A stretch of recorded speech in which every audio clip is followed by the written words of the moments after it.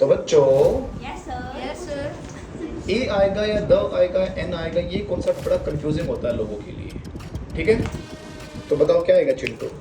A man jumped into a river, a आएगा दोनों में, या फिर the man jumped into the river आएगा? बताइए। सुनो मेरी बात, पहले बात तो द बोले या दी बोले, ये कॉन्सेप्ट क्या होता है? जब हम किसी वर्ड में हम देखें कि वाउल्स के साउंड है, जिसका वोवल वोवल करते हो, वाउल्स या फिर वाउल्स, वोवल मत करना, क्लियर? तो उस कंडीशन में हम क्या लगा देते हैं चिंटू? दी। इनका साउंड आएगा तो दी। इसीलिए किसी चीज का दी एंड होता है, क्या आता है? दी एंड होता है।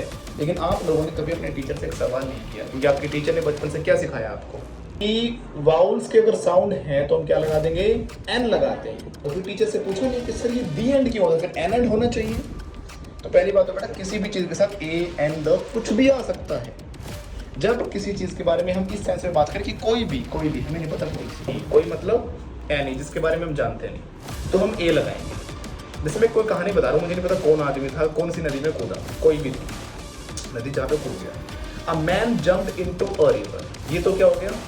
ए, क्योंकि दोनों में स्पेसिफिक नहीं है, ए आ जाता है। इसी सेंटेंस में द भी आ सकता है, तो रट के मत बैठा करो कि इसी जगह द आता है उसी के साथ एन आता है। अगर मैं किसी चीज़ को स्पेसिफिक बता दूं, वही वाली बताऊं, वो वाली जिसके बारे में हम जानते हैं, पहले जिक्र कर चुके हैं, तो उस कंडीशन में हमें उन चीज़ों के लिए द लगाना पड़ता है। दिस इज द चेयर, कौन सी चेयर है? द का मतलब क्या? ए भी लगा सकता हूँ, this is a chair. This is a chair का मतलब क्या होता है मैडम? ये कोई एक चेयर है, जैसे दुनिया भर की चेयर है, दिस इज अ चेयर, तो हम लगा देते हैं ए। लेकिन अगर मैंने बोला ये वही वाली चेयर है जो मैंने उस दिन वहां से खरीदी थी, this is the chair which I bought from Mangolpuri market. He is the boy who stole my purse. ये वही लड़का जिसने उस दिन पर्स चुरा लिया था मेरा। Is that clear? स्पेसिफिक बनाया तो बॉय के साथ ए भी आ सकता है, तो भी आ सकता है, देखना पड़ेगा हमें वो तो एक आदमी था बेचारा, सताया हुआ अपनी वाइफ का।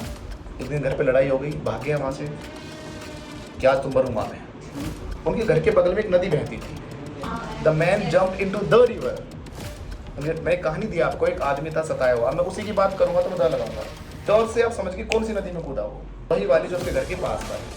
पहले मैंने क्या बोला था? Man jumped into a river, एक आदमी था, वो मुझे नहीं पता कौन था, ही जम्प्ड इनटू अ रिवर, एक नदी में किसी में कूद गया था। मैं बता रहा हूँ एक आदमी सताया हुआ अपनी पत्नी का। The man jumped into the river which was close to his house, right? तो ये होता है द।